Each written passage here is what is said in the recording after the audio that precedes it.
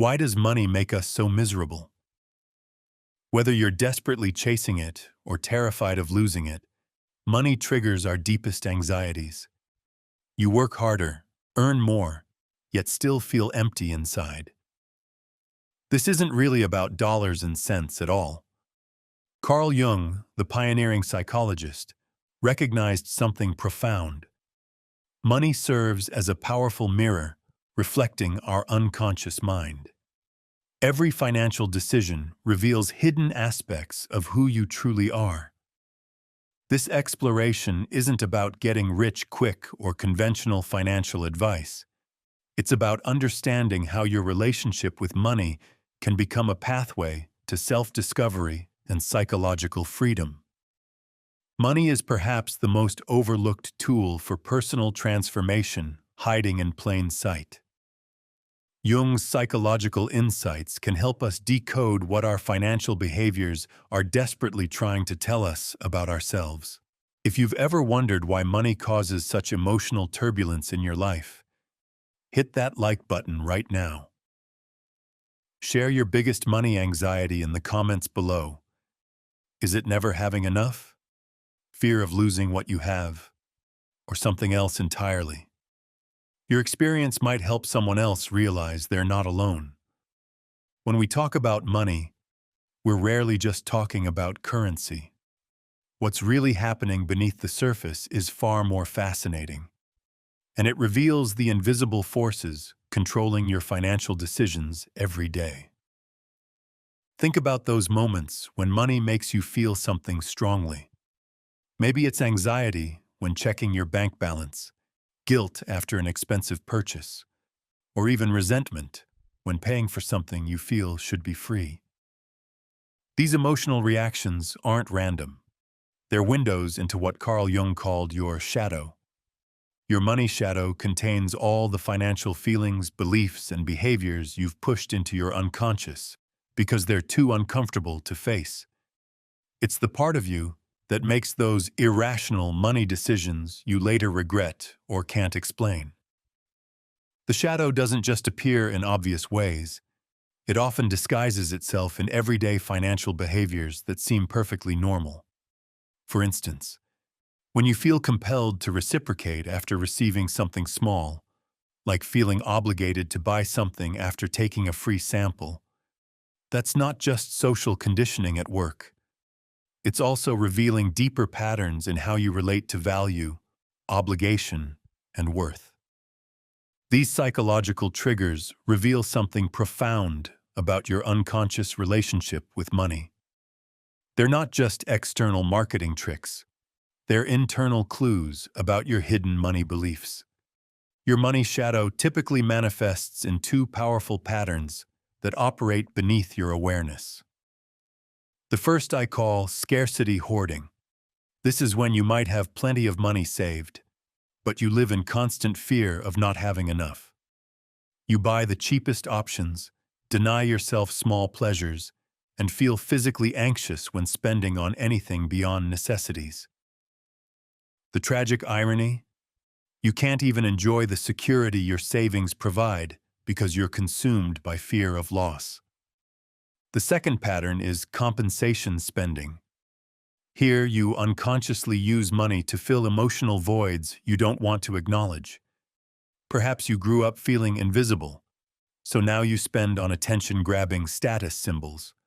Or maybe you felt deprived as a child, so you compulsively buy things you don't need to feel enough. You're not really purchasing objects. You're trying to buy emotional states.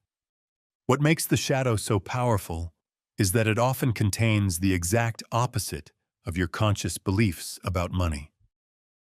I worked with a client who publicly criticized materialism and wealth at every opportunity. She considered herself morally superior for rejecting capitalist values. Yet in our sessions, we discovered her shadow was consumed with envy and a desperate desire for financial abundance. Her constant financial struggles weren't bad luck. They were unconscious self-sabotage. Making money would force her to confront the contradiction between her public identity and her private desires. Your money shadow is making financial decisions for you right now, and you don't even know it. Every impulsive purchase, every avoided bank statement, every emotional reaction to money, that's your shadow at work. Jung discovered something crucial. What remains in shadow continues to control us. The first step toward financial freedom isn't a budget or investment strategy, it's shadow integration. You must acknowledge the aspects of your money relationship you've been hiding from yourself. Begin this integration by noticing your emotional reactions around money. When do you feel shame? When do you feel powerful? When do you feel afraid? These emotions are direct pathways to your shadow material. Pay attention to the stories you tell yourself about money. I'm not good with numbers. Wealthy people are corrupt. I don't deserve financial success. These aren't objective truths. They're shadow projections keeping you trapped in unconscious patterns. Most importantly, look for the gap between what you claim to value and how you actually behave with money. If you say family comes first, but consistently choose work over time with loved ones to earn more, that's your shadow speaking. The goal isn't to eliminate your money shadow. That's impossible. The goal is to bring it into consciousness so it stops controlling you from the darkness. When you can see your shadow clearly, you can finally make financial choices from awareness rather than unconscious compulsion. This shadow work is just the beginning of your journey through Jung's financial psychology. As we continue, we'll explore an even more challenging aspect: the financial persona, the mask you wear to convince others and yourself that you're financially successful, even when maintaining that image is slowly destroying your authentic self. If this resonates with you, share one money behavior you've never fully understood about yourself. Sometimes naming our shadows out loud is the first step to reclaiming our power from them. In our last exploration of the money shadow, we discovered how our unconscious drives our financial decisions. But there's another powerful force at work, one that operates not in the darkness of what we hide from ourselves, but in the spotlight of what we desperately want others to see. Picture this. You're at a restaurant, and just as you're deciding on the tip, your server brings you a small mint with the check.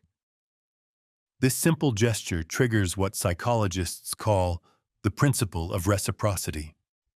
But the effect is even more powerful when the server makes eye contact and says, "This one's specially for you." Research shows this personalized interaction can increase tips by up to 23%. This psychological trigger reveals something profound about human behavior. But it's just the beginning of understanding how our financial decisions are shaped by forces beyond our awareness. While our money shadow operates beneath the surface, today we'll examine something equally powerful that operates in plain sight: the financial persona we construct to impress others. If the shadow represents what we hide from ourselves about money, the persona represents what we desperately want the world to see. Carl Jung defined the persona as the mask we wear in social situations, our public face. But when it comes to money, this mask doesn't just hide who you really are. It slowly strangles your authentic self while draining your bank account in the process. Think about your last major purchase. Was it really for you? Or was it for the version of yourself you want others to see?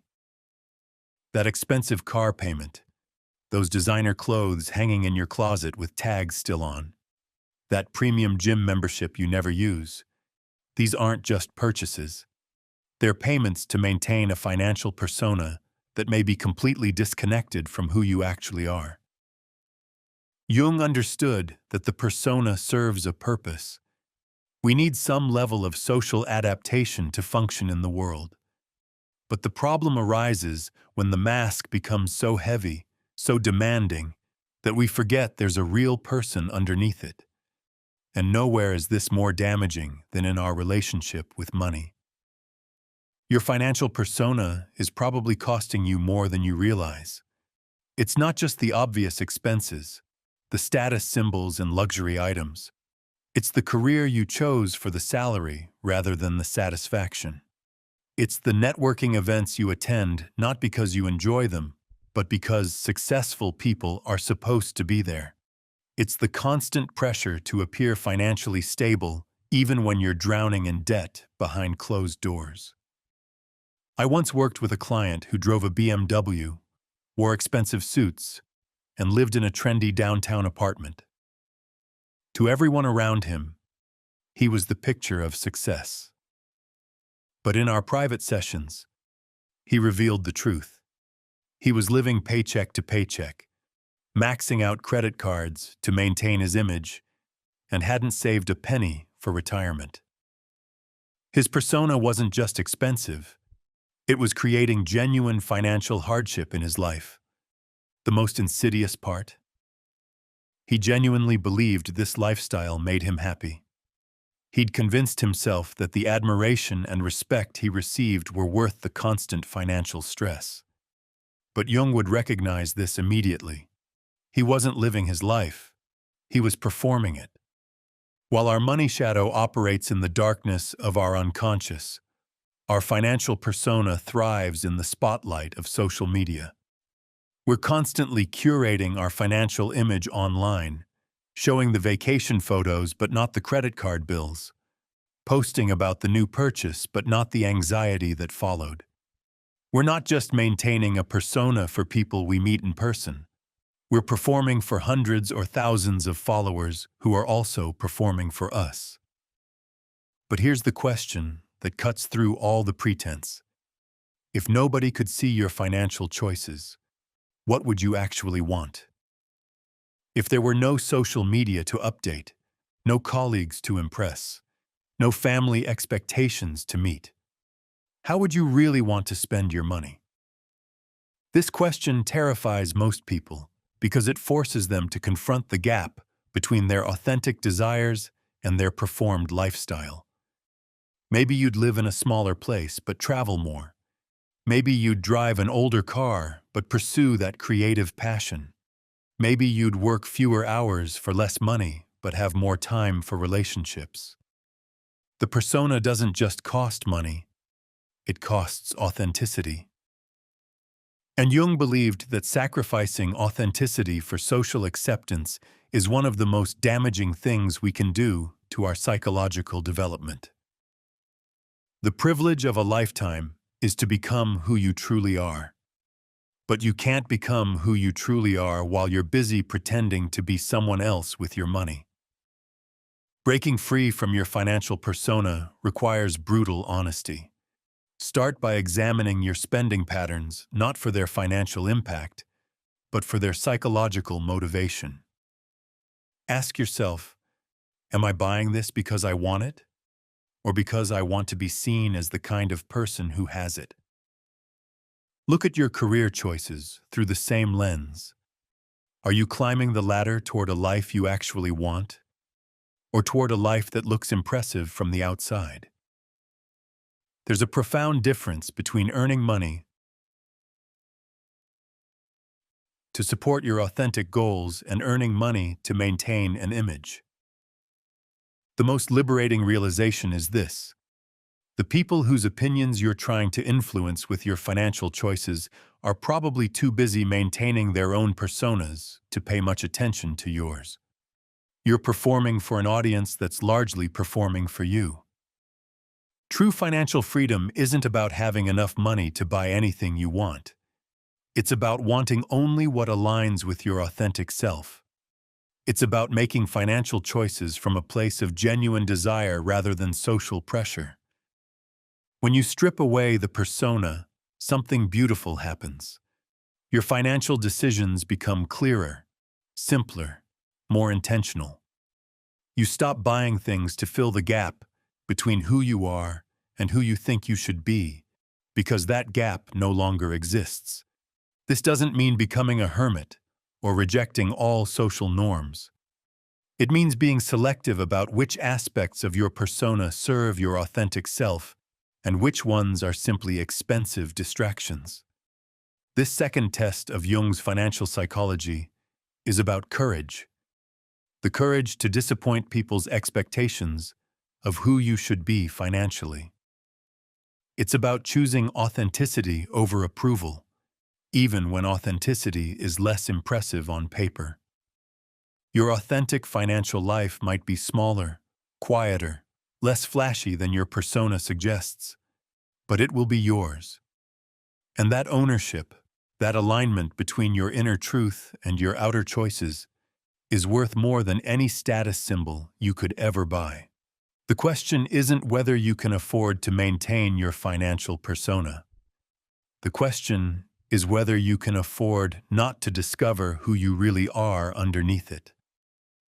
As we continue our journey through Jung's psychology of money, we'll next explore how our internal masculine and feminine energies, what Jung called the Anima and Animus, create another layer of financial complexity. These powerful archetypes shape not just how we present ourselves to the world, but how we relate to the fundamental energies of giving and receiving, producing and nurturing, that lie at the heart of our relationship with wealth. We've uncovered the shadow you hide from yourself and the persona you perform for others. But there's a third layer to Jung's psychology of money that runs even deeper. One that touches the very core of how you relate to power, creativity, and wealth itself. Have you ever noticed how some people seem to approach money with pure aggression, all conquest and competition, while others relate to it through nurturing and relationship? This isn't random. It reflects what Jung identified as the fundamental energies within each of us that shape every aspect of our lives, including our finances. Imagine watching two friends approach their finances. James is all spreadsheets and strategy, constantly optimizing his investments, negotiating hard on every deal, and measuring success in pure numbers. Meanwhile, Sarah focuses on the relational aspects of money, supporting family, creating beautiful experiences, and ensuring everyone's needs are met, often at the expense of her own financial security. What's happening here isn't just different personalities.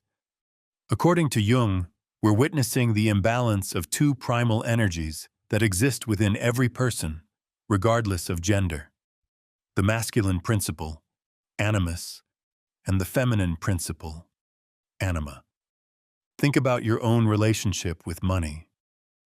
Do you find yourself constantly in warrior mode, aggressively pursuing wealth, competing, conquering financial challenges, but perhaps missing the deeper meaning of what you're building? Or are you more in nurturer mode, creating connection through money, supporting others, but perhaps struggling to assert your worth or protect your financial boundaries? I see this play out daily in ordinary lives. Take Mike, who works at a marketing agency. He's brilliant at negotiating raises and landing clients, but he treats every financial interaction like a battlefield. He's saved an impressive amount for retirement, but he can't enjoy spending on experiences that would bring him joy. His wife jokes that he'd rather die rich than live rich. His animus energy dominates his financial life, leaving no room for the receptive, nurturing qualities of the anima. Then there's Jennifer, a talented graphic designer who creates beautiful work but charges half what her competitors do. She's constantly helping friends financially, even when she's struggling herself. She waits for clients to offer payment terms rather than setting them herself. Her anima energy is so dominant that she lacks the healthy assertiveness needed to create financial stability. Most of us don't exist at these extremes, but we tend to favor one energy over the other, and this imbalance creates predictable patterns in our financial lives. When the animus dominates without the balancing influence of the anima, money becomes all about power. Every financial interaction is a competition to be won. You might build wealth, but it feels hollow. You're constantly in battle mode, unable to receive or enjoy what you've earned. You might find yourself making good money, but feeling strangely empty, wondering why financial success hasn't brought the satisfaction you expected.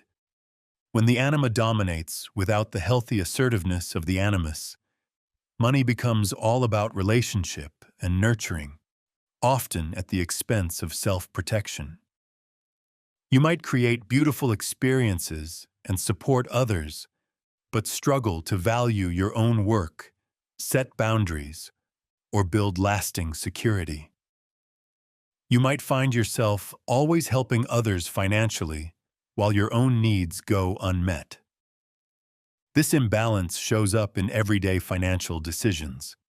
Consider how you approach something as simple as buying a car. The overdeveloped animus approach focuses exclusively on negotiating the best deal, seeing the interaction as a battle to be won against the salesperson.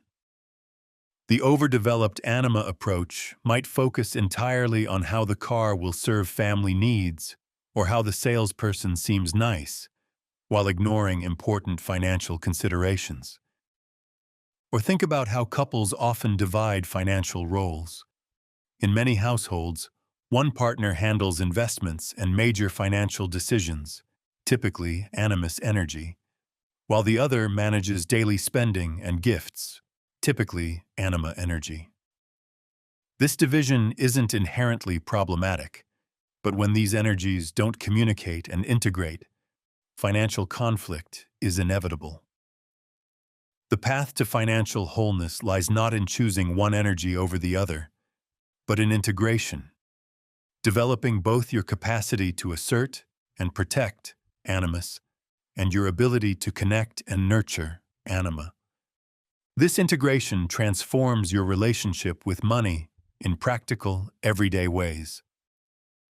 When negotiating your salary, the integrated approach uses animus energy to research market rates and confidently ask for what you're worth, while using anima energy to present your case in a way that strengthens rather than damages relationships. When deciding between saving for the future or enjoying the present, the integrated approach honors both the animus need for security and the anima desire for meaningful experience in the moment. When investing, the integrated approach considers not just the numbers, animus, but also how these investments align with your values and the impact they have on the world, anima. The most financially successful people I know, not just in terms of wealth accumulation, but in terms of satisfaction and meaning, have developed this integration. They can be fierce when needed and nurturing when appropriate. They know when to push and when to yield. They can protect their financial boundaries while remaining generous within those boundaries.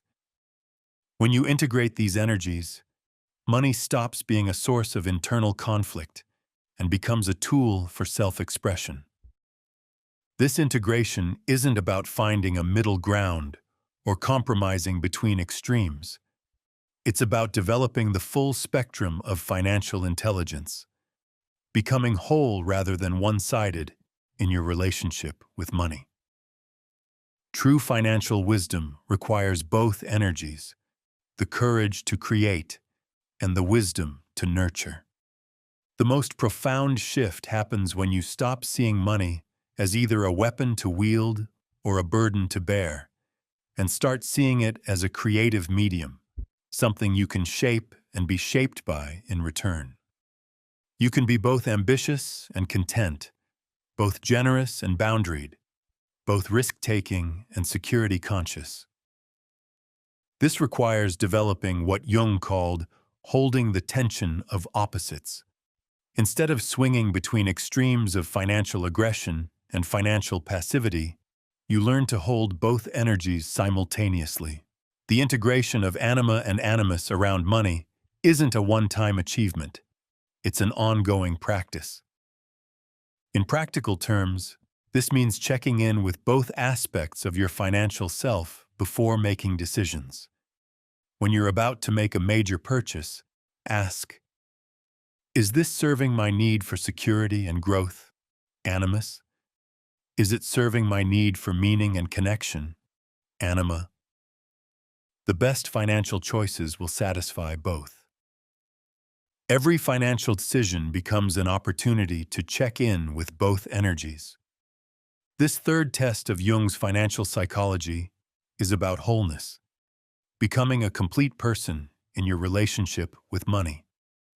It's about developing the full spectrum of financial intelligence, not just the parts that feel comfortable or familiar. When you integrate these opposing energies, your financial life becomes an expression of your whole self, not just your ambitions or your relationships, but the unique combination that makes you who you are. The question isn't whether you're more animus or anima in your money patterns. The question is, how can you develop the energy you've been neglecting? How can you become more complete in your financial choices? As we move toward the final stages of this psychological journey, we'll explore how to put all these insights into practice, how to use your relationship with money as a path toward what Jung considered the ultimate goal of human development, becoming fully, authentically yourself. Have you ever noticed how a simple mint at the end of a restaurant meal can increase your tip? According to Robert Cialdini's research, when servers give diners 1 mint, tips increase by about 3%. But with 2 mints, that jumps to around 23%. This demonstrates the powerful principle of reciprocity. When someone gives us something, we feel compelled to give back. And this same psychological principle influences your relationship with money in ways you might never have realized. Every financial decision you make is shaped by invisible psychological forces. You buy that expensive coffee because everyone else is doing it. Social proof. You hold on to underperforming investments because you've already decided they're good. Commitment and consistency. You overspend on brands you like because of the liking principle. These aren't conscious choices. They're automatic responses hardwired into your brain. But what if understanding these psychological patterns could completely transform your relationship with money? What if the very forces that have been unconsciously driving your financial decisions could become tools for your financial liberation? This is where Jung's psychology meets your bank account. We've explored your financial shadow, those dark impulses you hide from yourself. We've examined the persona you perform for others with your spending. We've looked at how masculine and feminine energies create imbalance in your financial life. Now it's time for the ultimate challenge, using all of this psychological insight to achieve what Jung called individuation, becoming a complete, authentic, and harmonious version of yourself. Individuation isn't a destination you reach. It's a practice you live. And money can be one of your most powerful tools for this practice. Most people think financial growth is about learning investment strategies or budgeting techniques. But the real transformation happens when you start using every interaction with money as an opportunity for self-discovery and psychological integration. This is what I call financial individuation, the process of becoming whole through your relationship with money. Let me show you 3 powerful practices that can revolutionize not just your finances, but your entire sense of self. The first practice is shadow accounting, a method that goes far beyond tracking expenses. At its heart is creating an emotional ledger, recording not just what you spend, but why you spend it and how it makes you feel. Here's how it works. When you make any financial transaction, record 3 things. 1. The amount spent. 2. The emotion you felt before the transaction. 3. The emotion you felt afterward. The crucial element is also noting what you were trying to avoid or gain emotionally. For example, instead of just recording $200 for a jacket, your emotional ledger might read, before, felt insecure about tomorrow's presentation. Hoped this jacket would make me feel confident and professional. After, brief satisfaction followed by guilt about overspending. Realized I was trying to buy confidence instead of developing it internally. This practice reveals patterns you never knew existed. You might discover you overspend when anxious, or become stingy when feeling powerless in other areas of life. You might notice certain purchases are attempts to fill emotional voids that money simply cannot fill. The real transformation begins when you recognize these patterns in real time. Before making a purchase, you start asking, what am I really trying to buy here? What emotion am I trying to create or avoid? This single question can save you thousands of dollars and countless hours of regret. Remember, shadow work isn't about judging these impulses. It's about understanding them. When you see that loneliness triggers impulsive spending, you can address the loneliness directly instead of shopping it away. When you notice financial control issues emerge during uncertainty, you can work on building genuine security instead of just hoarding money. Your emotional ledger becomes a mirror for your unconscious mind, showing exactly where your financial decisions are driven by unexamined fears, desires, and wounds. Once you see these patterns clearly, you can choose differently. The second practice, persona detox, helps you strip away external expectations and social pressures that have shaped your financial goals. This is about discovering what wealth actually means to you, not what society says it should mean. Begin by listing every financial goal you currently have, from saving for retirement to buying a house to taking that dream vacation. Then comes the challenging part. For each goal, honestly ask yourself, is this something I actually want, or something I think I should want? This question often yields surprising insights. You might discover that your dream of homeownership is actually your parents' dream that you've internalized. You might realize your goal to make six figures is driven more by status anxiety than by any real desire for what that money could provide. You might find that some of your most cherished financial goals are actually attempts to meet others' expectations. For this detox to work effectively, temporarily set aside all external measures of financial success. Forget what your friends are doing, what experts recommend, what your family expects. Imagine you're the only person in the world. What would wealth look like to you then? This isn't about becoming selfish or ignoring practical responsibilities. It's about distinguishing between authentic desires and borrowed dreams. Because you can achieve every financial goal society sets for you and still feel empty if those goals weren't truly yours to begin with. After identifying your authentic financial desires, create what I call a personal wealth blueprint, a vision of financial success that's uniquely yours. This blueprint becomes your North Star, guiding decisions based not on others' expectations, but on what genuinely serves your individual path toward wholeness. The third practice, balance rituals, helps you find harmony between opposing forces in your financial life. Individuation isn't about choosing one side over another. It's about holding paradox and finding balance between seemingly contradictory impulses. In your financial life, this means consciously balancing saving and spending, giving and receiving, risk and security, planning and spontaneity.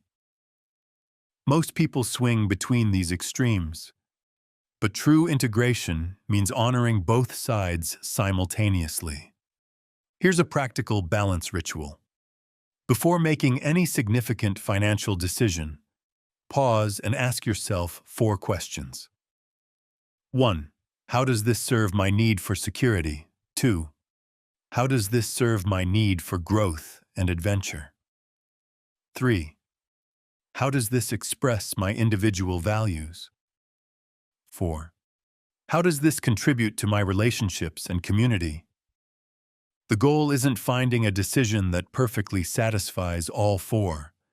That's often impossible. The goal is making decisions consciously, understanding what you're prioritizing and what you're sacrificing, while ensuring that over time, you're honoring all aspects of your nature. Another powerful balance ritual is financial breathing. Just as physical breathing involves both inhaling and exhaling, financial health requires both receiving and giving. Set up your financial life so that whenever money comes in, some portion automatically goes out, through investments, savings, donations, or experiences. This creates a natural rhythm that prevents both hoarding and overspending.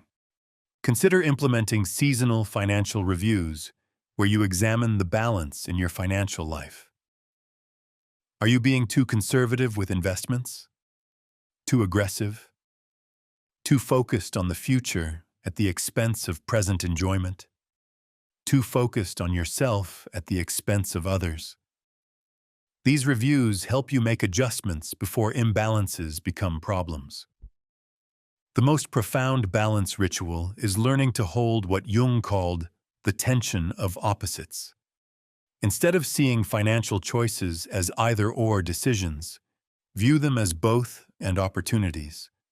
You can be both generous and boundaried, both ambitious and content, both practical and idealistic.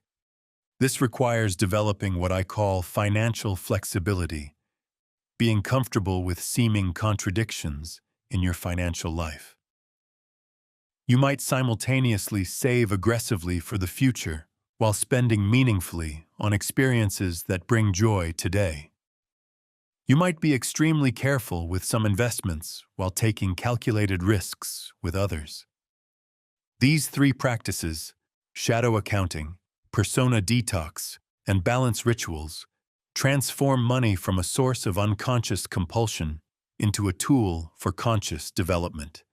Every financial decision becomes an opportunity to practice self-awareness, authenticity, and integration. Here's what makes this approach truly powerful. As you become more psychologically integrated around money, your financial results actually improve. When you're not driven by unconscious fears and desires, you make better decisions. When you're pursuing authentic goals rather than borrowed dreams, you're more motivated and focused. When you can balance opposing forces instead of swinging between extremes, you create sustainable financial habits. This is the paradox of financial individuation. The less you need money to complete you, the more effectively you can use it. The less you're controlled by financial anxiety, the better your financial outcomes become. The more whole you become as a person, the more whole your financial life becomes. Money becomes a mirror for your psychological development, and your psychological development improves your relationship with money. This creates what psychologists call a virtuous cycle. Each improvement reinforces the others, creating momentum toward both financial success and personal wholeness. The goal isn't to become rich, it's to become free. And freedom comes from integration, not accumulation. Perhaps the most profound shift happens in how you experience money day to day. Instead of financial transactions being sources of stress or unconscious compulsion, they become opportunities for mindfulness and self-expression. Money stops being something that happens to you and becomes something you actively shape in alignment with your deepest values. Every purchase becomes a choice about who you're becoming. Every investment becomes a statement about what you believe in. Every financial goal becomes a practice in self-knowledge. This is what Jung meant by individuation. Not becoming perfect, but becoming whole. Not eliminating all financial stress, but developing the psychological resources to navigate that stress consciously. Not achieving some ideal financial state, but creating a dynamic, evolving relationship with money that serves your growth as a human being. The practices I've shared aren't one-time exercises. They're ongoing disciplines that deepen over time. Your emotional ledger will reveal new patterns as you grow. Your personal wealth blueprint will evolve as you discover new aspects of yourself. Your balance rituals will become more sophisticated as you develop greater capacity to hold complexity. Financial individuation is not a destination. It's a way of traveling. This approach requires patience with yourself and trust in the process. There will be times when you fall back into old patterns, when you make financial decisions from fear rather than wholeness. This isn't failure, it's information. Each setback becomes data for your emotional ledger. Each mistake an opportunity to refine your understanding of yourself. The goal isn't perfection, it's consciousness. Not control, but integration. As you practice these techniques, you'll notice something remarkable. Money stops being the central drama of your life. It doesn't disappear as a concern. Practical financial management remains important, but it stops consuming your emotional energy. You develop what I call financial peace, the ability to engage fully with money matters while remaining centered. This peace isn't indifference, it's integration. You care about your financial well-being, but you're not identified with it. You work toward financial goals, but you're not attached to specific outcomes. You use money as a tool for creating the life you want, but you don't need money to feel worthy or complete. When you're no longer trying to prove something through your financial choices, you can finally choose freely. This freedom is the ultimate reward of financial individuation.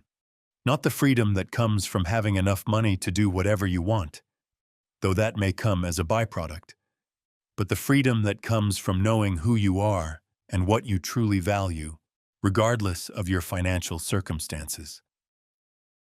True financial freedom isn't about having enough money to want anything. It's about knowing yourself well enough to want the right things. The journey through Jung's psychology of money is ultimately a journey toward this freedom. It's a path that uses your relationship with money as a vehicle for becoming more fully yourself. And here's the beautiful irony. When you stop needing money to complete you, when you stop using financial success to prove your worth, when you stop letting money anxiety control your choices, that's often when your financial life begins to flourish in ways you never expected. Because money, like everything else in life, responds to consciousness. When you bring awareness, authenticity, and integration to your financial choices, those choices naturally align with your highest good. Money in the hands of an individuated person becomes a force for both personal fulfillment and collective good. This is the promise of Jung's approach to money psychology. Not just better financial outcomes, but a better life. Not just wealth accumulation, but wealth integration. Not just financial success, but financial wisdom. I encourage you to start with just one practice today. Perhaps keeping an emotional ledger for a week, or questioning one financial goal to see if it's truly yours. Notice what you discover about yourself. Pay attention to the resistance that comes up. That resistance is often your shadow trying to stay hidden, or your persona trying to maintain control. The path to financial individuation begins with a single conscious choice. If you've found value in this exploration of money and psychology, please like this video and subscribe to our channel. Share in the comments which practice you'll try first, or what insights you've already gained about your relationship with money. Your experiences might help others on their own journey toward financial wholeness. Remember, this isn't just about transforming your relationship with money. It's about becoming more of who you truly are. In a world that often encourages us to be less than whole, this is perhaps the most radical and necessary work we can do. Your relationship with money becomes a practice of being fully human, complex, contradictory, and ultimately whole. Congratulations on completing this psychological journey through money. You now have the tools to transform not just your finances, but your entire relationship with yourself. The real work and the real rewards begin now. Have you ever noticed something fascinating about restaurant tips? When a waiter brings you a mint with your check, your tip increases by about 3%. But here's where it gets really interesting. When they bring you 2 mints and then return to say, "For special customers like you, here's an extra mint," tips jump by around 23%. This demonstrates the powerful principle of reciprocity that psychologist Robert Cialdini discovered. When someone gives us something, we feel compelled to give back. And this same psychological force has been quietly shaping your relationship with money your entire life. But what if I told you that understanding these psychological triggers could be the key to your ultimate financial freedom? Not the kind of freedom that comes from having millions in the bank, but something far more profound. The freedom that comes from no longer being controlled by money at all. Throughout this series, we've taken you on a psychological journey through Carl Jung's understanding of money. We've explored your financial shadow, stripped away the masks you wear with your spending, and balanced the opposing forces within your financial psyche. Now we arrive at the ultimate destination, the place where money transforms from your master into your most loyal servant. This isn't about getting rich. This is about getting free. And the freedom I'm talking about goes far beyond what any bank account can provide. Think about it. How many wealthy people do you know who are still anxious about money? How many successful individuals are still driven by financial fears they can't even name? How many people achieve every financial goal they set and still feel empty inside? That's because they've been playing the wrong game entirely. The real game isn't accumulation, it's integration. It's not about having enough money to buy anything you want. It's about knowing yourself so deeply that you naturally want the right things. It's about reaching a state where money becomes a tool for expressing your authentic self rather than a crutch for an incomplete identity. This is what Jung called individuation, the process of becoming whole, complete, and authentically yourself. And money, believe it or not, can be one of your most powerful vehicles for this transformation. So what does financial individuation actually look like in practice? Let me share 5 key signs and, more importantly, specific exercises to help you develop each one. The first sign is emotional neutrality around money. This doesn't mean you don't care about money. You absolutely do, but you care about it the way you care about any useful tool, without excessive emotional attachment. To develop this neutrality, try the financial trigger journal exercise. For 1 week, record every time money causes a strong emotional reaction. Anxiety when checking your account. Envy when seeing a friend's purchase. Shame when spending on yourself. For each trigger, ask, what belief about myself is being activated here? For example, anxiety about your balance might reveal a belief that your worth is tied to your net worth.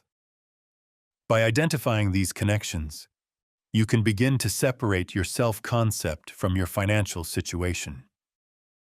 The second sign is authentic desire, knowing what you truly want versus what you think you should want. Most people's financial goals are a mixture of their own genuine desires and borrowed dreams from family, society, and culture. To clarify your authentic desires, try the financial values excavation. List your top 5 financial goals. For each one, ask yourself these 3 questions. Who would be proud of me if I achieved this? Who would I be trying to prove wrong? And if no one else ever knew I achieved this, would it still matter to me? Goals driven by external validation will immediately become clear, allowing you to refocus on what truly matters to you.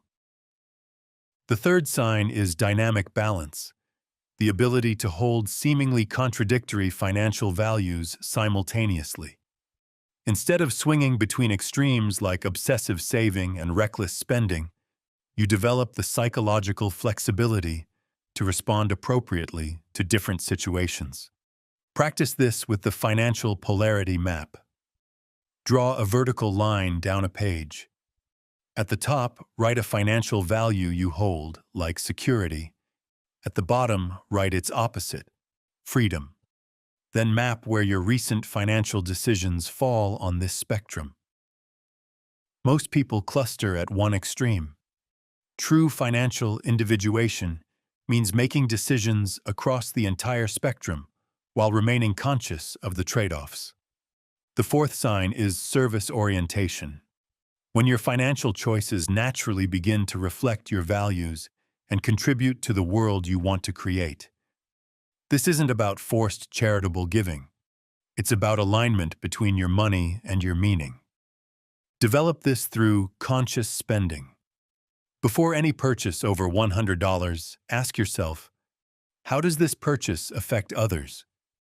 Consider the people who made the product, the communities impacted by its production, and how this money could alternatively serve your deeper values. This isn't about guilt.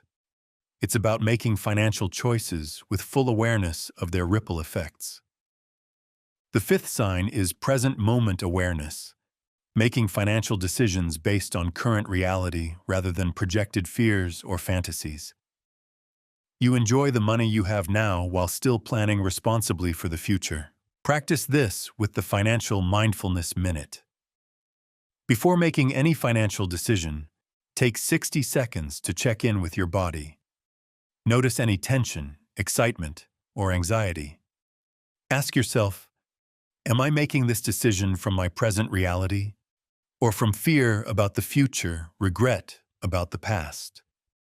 This brief pause can prevent countless reactive financial choices. These 5 practices aren't just psychological exercises. They create tangible financial benefits. When you're not driven by unconscious fears and desires, you make better decisions. When you're pursuing authentic goals rather than borrowed dreams, you're more motivated and focused. When you can balance opposing forces instead of swinging between extremes, you create sustainable financial habits. This is the paradox at the heart of Jung's approach to money. The less you need money to complete you, the more effectively you can use it. The less you're controlled by financial anxiety, the better your financial outcomes become. The more whole you become as a person, the more whole your financial life becomes. But maintaining this state requires ongoing practice. Just as physical health needs daily attention, psychological health around money requires regular maintenance. I recommend establishing a daily financial practice, a brief ritual that keeps you conscious about your relationship with money. This might be as simple as a 5-minute morning reflection where you set your financial intentions for the day. Today, I will make purchasing decisions from awareness rather than emotional reaction. Or an evening review where you examine one financial choice you made that day and what it revealed about your current state of mind. The specific practice matters less than the consistency. What's important is developing a regular relationship with money that's conscious rather than unconscious, intentional rather than reactive, aligned rather than conflicted. For those struggling with specific financial challenges, here's how these practices apply to common situations. If you're dealing with debt anxiety, the Financial Trigger Journal can help you separate the practical problem, the debt itself, from the psychological burden, shame, fear, self-judgment. This separation allows you to address both aspects, creating a practical repayment plan while healing the emotional wounds that debt may have caused. If you're caught in comparison and envy, the Financial Values Excavation helps you reconnect with your authentic desires, rather than chasing someone else's definition of success. You might discover that what you truly value isn't the bigger house your friend bought, but the freedom that comes from having less financial obligation. If you're trapped in scarcity thinking despite objective abundance, the Financial Mindfulness Minute can help you recognize when you're making decisions from past trauma rather than present reality. Many people who grew up with financial insecurity continue making fear-based decisions even after achieving financial stability. The beauty of these practices is that they work regardless of your income level or financial situation. Whether you're struggling with debt or managing substantial wealth, the psychological patterns that drive financial decisions remain remarkably similar. The work of financial individuation is available to everyone. And remember, this isn't about perfection. You don't need to become some enlightened being who never feels financial anxiety or never makes an impulsive purchase. You just need to become someone who notices these patterns when they arise and has the tools to respond consciously rather than react automatically. Every time you pause before making a financial decision and ask yourself what you're really trying to accomplish, you're practicing financial individuation. Every time you choose to spend money on something that truly aligns with your values, rather than something that just looks good to others, you're expressing your authentic self. Every time you feel financial anxiety and respond with curiosity rather than panic, you're integrating your shadow. These small moments of consciousness add up over time to create a completely different relationship with money. A relationship based on wisdom rather than fear, authenticity rather than performance, service rather than accumulation. This is the promise of Jung's approach to money psychology. Not that you'll become rich, though you might. Not that you'll never feel financial stress, though you'll handle it better. The promise is that you'll become free. Free from the unconscious patterns that have been driving your financial decisions. Free from the need to use money to prove your worth. Free to use money as a tool for creating the life you truly want. And in a world where so many people are trapped in financial anxiety, where so many are driven by unconscious desires for more, where so many are using money to fill psychological holes that money can never fill, this freedom is perhaps the most valuable thing you can achieve. It's a freedom that no market crash can take away, no economic downturn can destroy, no change in your financial circumstances can eliminate. Because it's not based on having money, it's based on understanding money. It's not based on external security, it's based on internal integration. The ultimate reward isn't money, it's freedom. The freedom to be yourself, to serve something greater than yourself, and to use every aspect of your life, including money, as an expression of your deepest values and truest nature. This is what it means to be financially individuated. This is what it means to have money as your servant rather than your master. This is what it means to be truly, deeply, abundantly free. If you've found value in this exploration of money psychology, I'd love to hear which of these practices resonates most with you. Leave a comment sharing which exercise you plan to try first, or a financial insight you've already gained from this series. Your experience might help others on their own journey toward financial wholeness. And if you want to continue this journey together, subscribe to our channel for more content on the psychology of everyday life. Hit the like button if you found this helpful, and share it with someone who might benefit from a new perspective on their relationship with money. Remember, financial individuation isn't a destination, it's a practice. And every conscious choice you make about money is a step toward becoming more fully yourself.